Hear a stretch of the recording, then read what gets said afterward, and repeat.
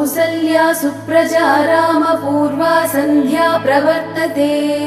उत्तिष्ठ नरशार्दूल कर्तव्यं दैवमाह्निकम् कौसल्या सुप्रजा रामपूर्वा सन्ध्या प्रवर्तते उत्तिष्ठ नरशार्दूल कर्तव्यं दैवमाह्निकम्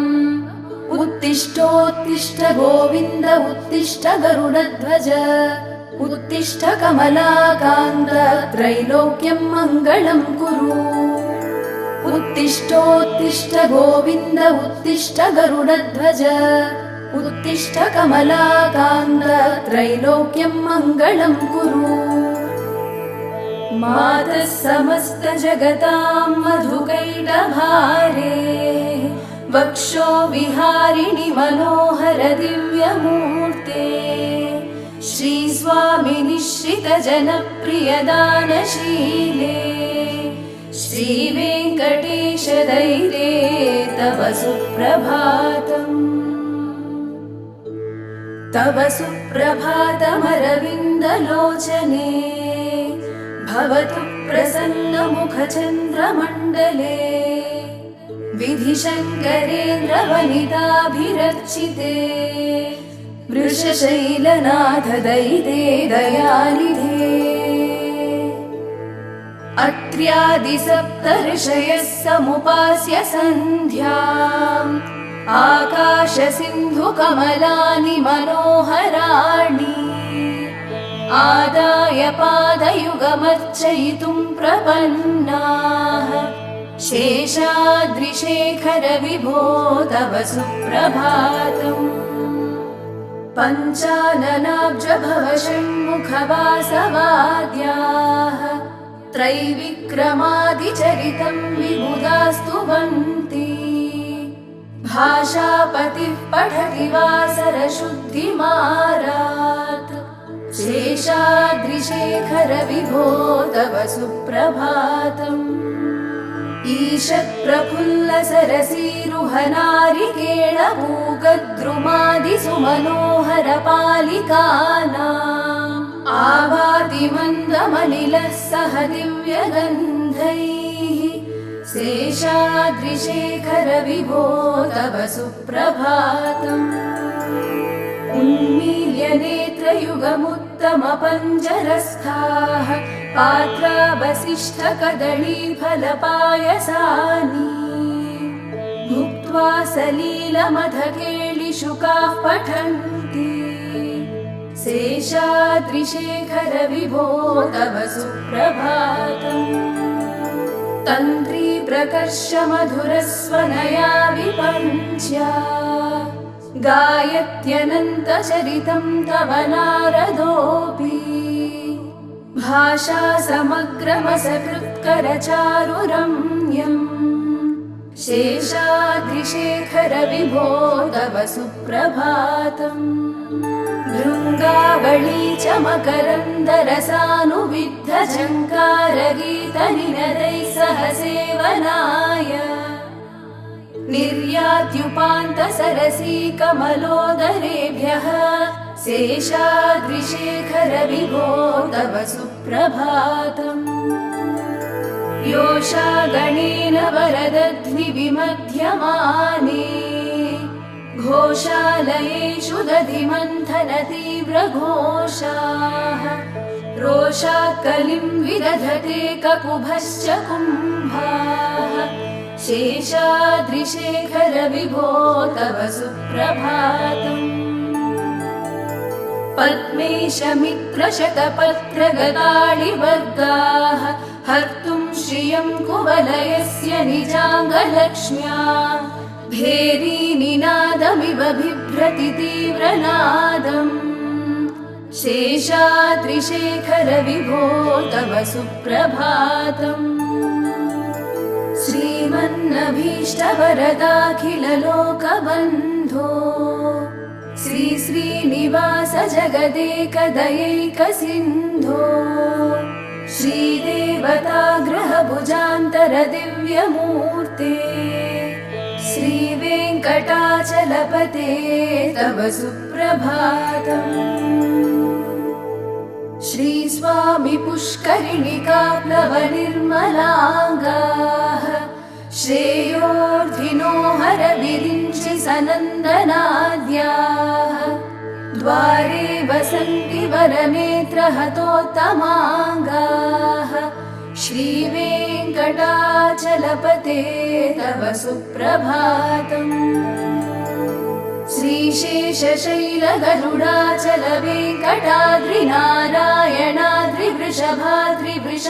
श्रीशेषशैलगरुडाचलवेङ्कटाद्रिनारायणाद्रिवृषभाद्रिवृषाद्रिमुख्याम् आख्यां त्वदीयवसतेरनिशं वदन्ति श्रीवेङ्कटाचलपते तव सुप्रभातम् सेवा पराशिव सुरेश कृशानुधर्म रक्षोऽम्बुनाथ पवमान धनाधिनाथाः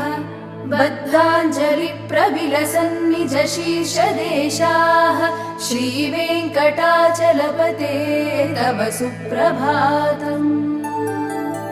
धाडीषु ते विहगराज मृगाधिराज नागाधिराज गजराज हयाधिराजाः स्वस्वाधिकारमहिमाधिकमर्दयन्ते श्रीवेङ्कटाचलपते तव सुप्रभातम्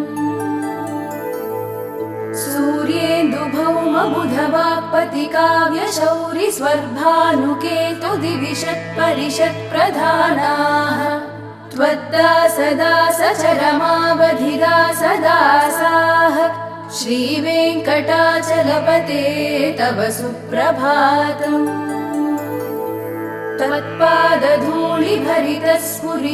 त्वत्पादधूलिभरितस्फुरितोत्तमाङ्गाः स्वर्गापवर्गनिरपेक्षनिजान्तरङ्गाः कल्पागमाकलनयाकुलतां लभन्ते श्रीवेङ्कटाचलपते तव सुप्रभातम्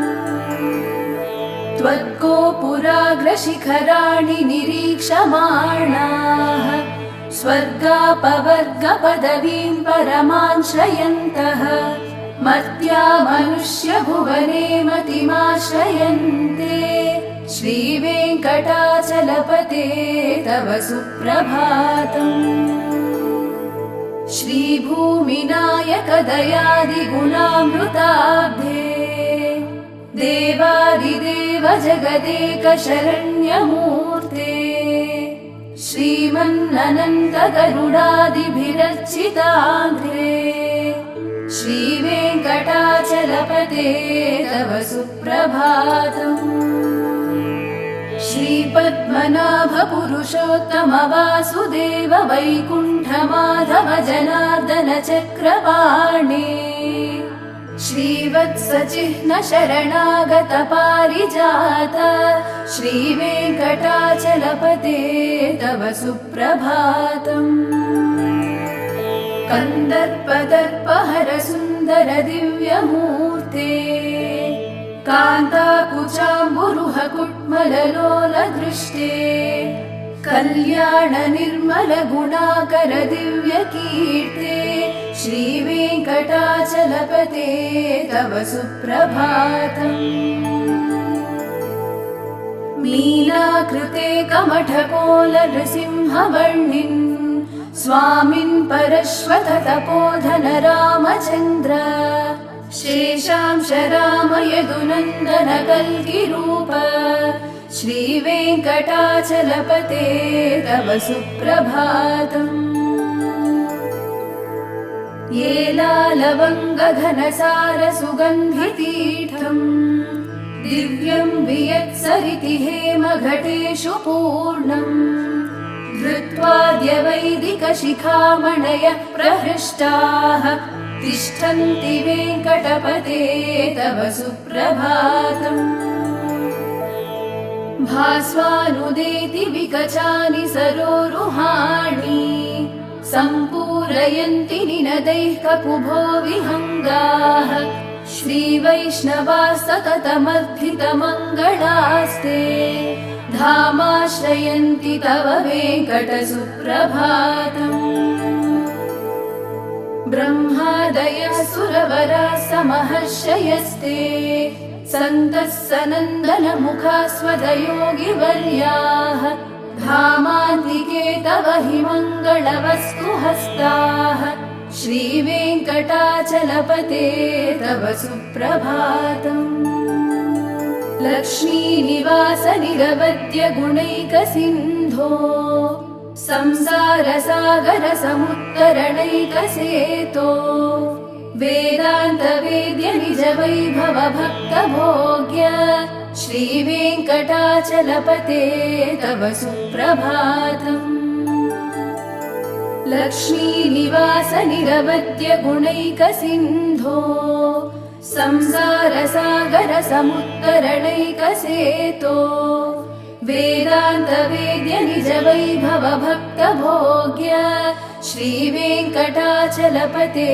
तव सुप्रभातम्। इत्थं वृषाचलपतेरिह सुप्रभातम्। ये मानवाः प्रतिदिनं पठितुं प्रवृत्ताः तेषां प्रभातसमये स्मृतिरङ्गभाजां प्रज्ञां वरार्धसुलभां परमां प्रसूते। इत्थं वृषाचलपतेरिह सुप्रभातम्। ये मानवाः प्रतिदिनं पठितुं प्रवृत्ताः तेषां प्रभातसमये स्मृतिरङ्गभाजां प्रज्ञां वरार्धसुलभां परमां प्रसूते।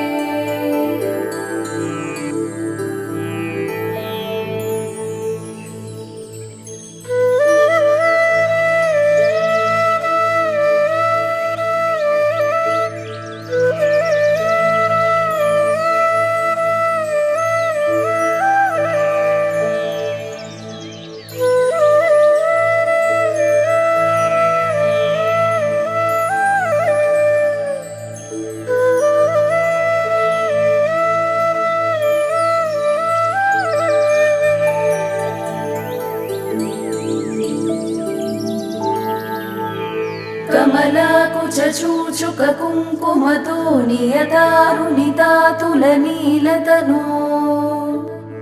कमलायतलोचनलोकपते विजयी भव वेङ्कटशैलपते। सचतुर्मुख षण्मुख पञ्चमुख प्रमुखाखिल दैवतमौलिमणे शरणागत वत्सल सारनिधे परिपालय मां वृषशैलपते। अतिवेलतया तव दुर्विषहैरनुवेलकृतैरपराधशतैः भरितं त्वरितं वृषशैलपते परया कृपया परिपाहि हरे। अधिवेङ्कटशैलमुदारमते जनताभिमताधिकदानरतात् परदेवतया गदितान् निगमैकमलादयितान् परं कलये।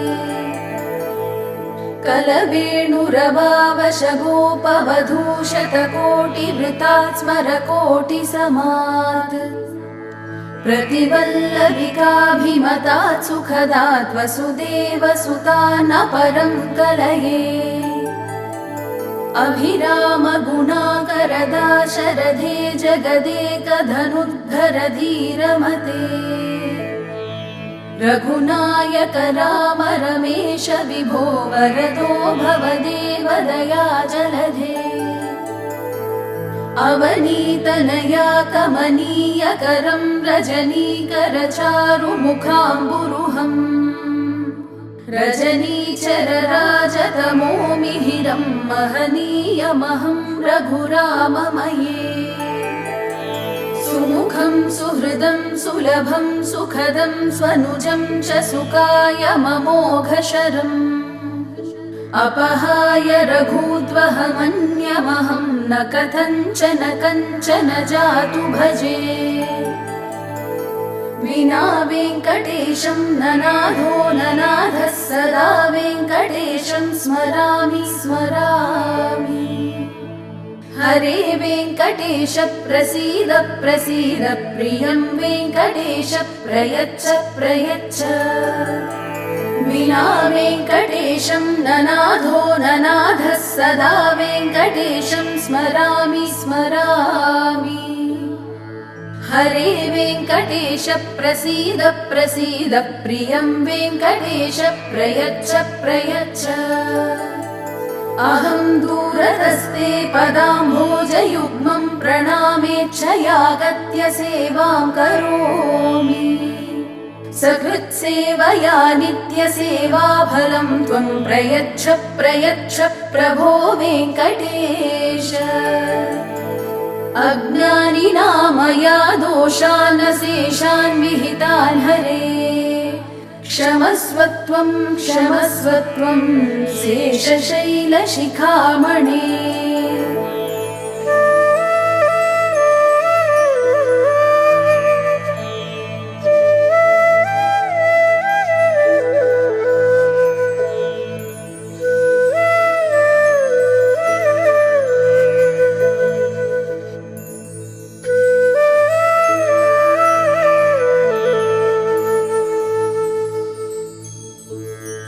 ईशानां जगतोऽस्य वेङ्कटपतेर्विष्णोः परां प्रेयसी तद्वक्षस्थलनित्यवासरसिकां तच्छान्तिसंवर्धिनी पद्मालङ्कृतपाणिपल्लवयुगां पद्मासनस्तां श्रियम् वात्सल्यादिगुणोज्ज्वलां भगवतीं वन्दे जगन्मातरम् श्रीमन्कृपाजलनिधे कृतसर्वलोकसर्वज्ञशक्तनतवत्सल सर्वशेषिन् स्वामिन् सुशीलसुलभाश्रितपारिजात श्रीवेङ्कटेशचरणौ शरणं प्रपद्ये सद्यो विकासि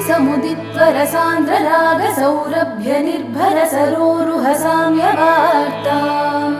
सम्यक्षु साहसपदेषु विलेखयन्तौ श्रीवेङ्कटेशचरणौ शरणं प्रपद्ये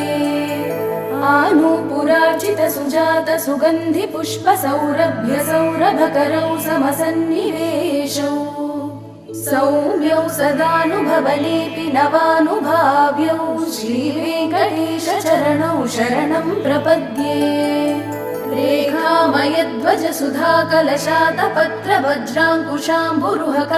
रेखामयध्वजसुधाकलशातपत्रवज्राङ्कुशाम्बुरुहकल्पकशङ्खचक्रैः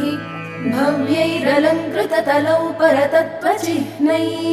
श्रीवेङ्कटेशचरणौ शरणं प्रपद्ये ताम्रोदरद्युतिपराजितपद्मरागौ बाह्यैर्महोभिरभिभूतमहेन्द्रनीलौ उद्यन्नखांशुभिरुदस्तशशाङ्कभासौ श्रीवेङ्कटेशचरणौ शरणं प्रपद्ये सप्रेमभीतिकमलाकरपल्लवाभ्यां संवाहनेऽपि सपदिक्लममादधानौ कान्ताभवाङ्मनसगोचरसौ कुमार्यौ श्रीवेङ्कटेशचरणौ शरणं प्रपद्ये लक्ष्मीमहीतदनुरूपनिजानुभावनीलादिदिव्यमहिषीकरपल्लवानाम् आरुण्यसङ्क्रमणतः किल सान्द्ररागौ श्रीवेङ्कटेशचरणौ शरणं प्रपद्ये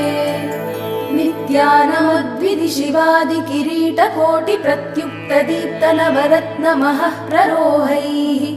नीराजनाविधिमुदारमुपादधानौ श्रीवेङ्कटेशचरणौ शरणं प्रपद्ये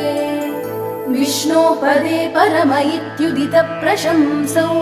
यौ मध्वौत्स इति भोग्यतयाप्युपातौ भूयस्तदेति तव पाणितलौ प्रदिष्टौ श्रीवेङ्कटेशचरणौ शरणं प्रपद्ये पार्थाय तत्सदृशसारथिना त्वयैव यौ दर्शितौ स्वचरणौ शरणं व्रजेति भूयोऽपि मह्यमिह तौ करदर्शितौ ते श्रीवेङ्कटेशचरणौ शरणं प्रपद्ये मन्मूर्धिकाळियभणे विकटाटवीषु श्रीवेङ्कटाद्रिशिखरे शिरसि श्रुतीनाम् चित्तेऽप्यनन्यमनसां सममाहितौ ते श्रीवेङ्कटेश चरणौ शरणं प्रपद्ये अम्लानहृष्यदवनीतलकीर्णपुष्पौ श्रीवेङ्कटाद्रिशिखराभरणायमानौ आनन्दताखिलमनोनयनौ तवैतौ श्रीवेङ्कटेश चरणौ शरणं प्रपद्ये प्रायः प्रसन्नजनता प्रथमावगाह्यो मातुस्तनाविव शिशोरमृतायमानौ प्राप्तौ परस्परतुलामतुलान्तरौ ते श्रीवेङ्कटेश चरणौ शरणं प्रपद्ये सत्त्वोत्तरैः सततसेव्यपदाम्बुजेन संसारतारकदयार्द्रदृगञ्चलेन सौम्योपयन्तृमुनिना मम दर्शितौ ते श्रीवेङ्कटेश चरणौ शरणं प्रपद्ये श्रीशश्रिया घटिकया त्वदुपाय भावे प्राप्ये त्वयि स्वयमुपेयतया स्फुरन्त्या नित्याश्रिताय निरवध्य गुणाय तुभ्यं स्यां किङ्करो वृषगिरीश न जातु मह्यम् श्रियः कान्ताय कल्याणनिधये निधयेऽर्थिनां श्रीवेङ्कटनिवासाय श्रीनिवासाय मङ्गलम् लक्ष्मी सविभ्रमालोकशुभ्रो विभ्रमचक्षुषे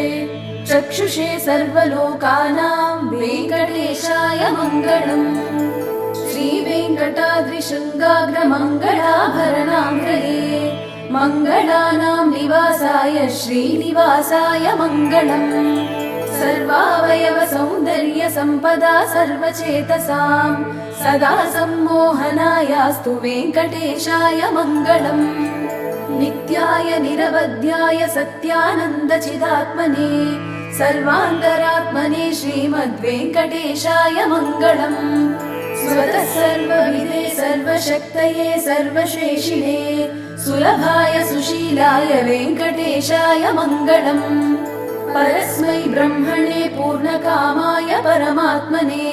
प्रयुञ्जे परतत्त्वाय वेङ्कटेशाय मङ्गलम् आकालतत्त्वमश्रान्तमात्मनामनुपश्यताम् अतृप्तामृतरूपाय वेङ्कटेशाय मङ्गलम् प्रायस्वचरणौ पुंसां शरण्यत्वेन पाणिना कृपया दिशते श्रीमद्वेङ्कटेशाय मङ्गलम् दयामृततरङ्गिण्यास्तरङ्गैरिव शीतलैः अपाङ्गैः सिञ्चते विश्वं वेङ्कटेशाय मङ्गलम् स्रग्भूषाम्बरहेतीनां सुषमावहमूर्तये सर्वार्तिशमनायास्तु वेङ्कटेशाय मङ्गलम् श्रीवैकुण्ठविरक्ताय स्वामि पुष्करिणीतटे रमया रममाणाय वेङ्कटेशाय मङ्गलम् श्रीवैकुण्ठविरक्ताय स्वामि पुष्करिणीतटे रमया रममाणाय वेङ्कटेशाय मङ्गलम्